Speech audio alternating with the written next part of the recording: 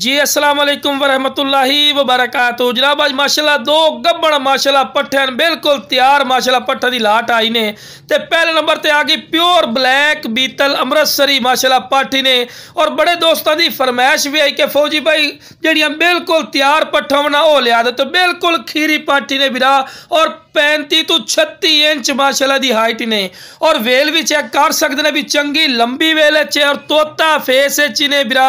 और बिरा इस तो बाद नस्ल और क्वालिटी नहीं होंगी। दोम बिल्कुल तीर वाली कार सीधी और खूबसूरत माशाल्लाह चीज ने।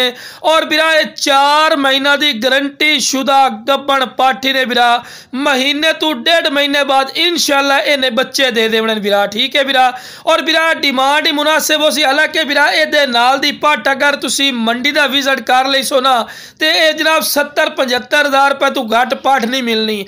लेकिन इंशाल्लाह फौजी गोड फार्म दे बिल्कुल सस्ते ते मुनासिब राइट इंशाल्लाह हुसैन वेखो ना जी। क्वालिटी वाइज भी नंबर 1, हाइट वेखो 35-36 इंच ते मुँह खीरी। ये वेखो ना जी वधण फुलण वाली चीज़ की निशानदेही होंदी है। और क्रास माशाल्लाह गब्बन पाठी ने बिरा फेस ब्यूटी कमाल दी और चंगा हवाना चड्डा बना रही है। और इंशाल्लाह अल्लाह के फजलो करम नाल पहले सूअ दे विच भी 1.5 लीटर तिकर दुध वाली माशाल्लाह बकरी आराम नाल बिरा बन जासी। तो लो बिरा टोर फिर के भी खा रहे हैं कि कोई लंगड़ी लूली नहीं, सेहतमंद और माशाल्लाह एक्टिव ही ने। और चारा खावन दी माशाल्लाह शदादी ते कोई ऐसा पॉइंट नहीं जेड़ा घट होवे। तुसी खुद भी बिरा चेक कर सकते हैं, जितनी बंदा तरीफा करे ना फायदा कोई नहीं।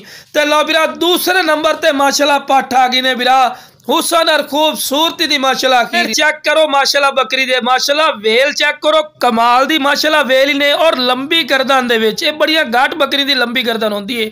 और बिल्कुल बराबर दा थल्ला वाइट अख दे विच ने।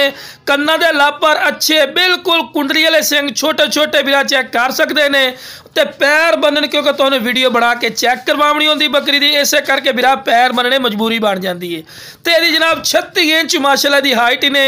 और वेल कमाल दी दोम बिल्कुल तीर वाली कार सीधी बिल्कुल बराबर दा थल्ला। और बिरा कोई ऐसा पॉइंट नहीं जेड़ा घट हो, हर पॉइंट लू जबरदस्ती ने।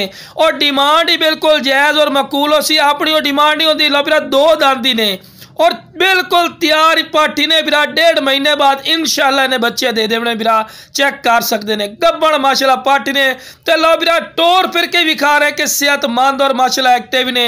ते लाख रुपये वाली ब्रीड है इंशाल्लाह, 1000 रुपये मिल सी इंशाल्लाह फौजी गोड फार्म।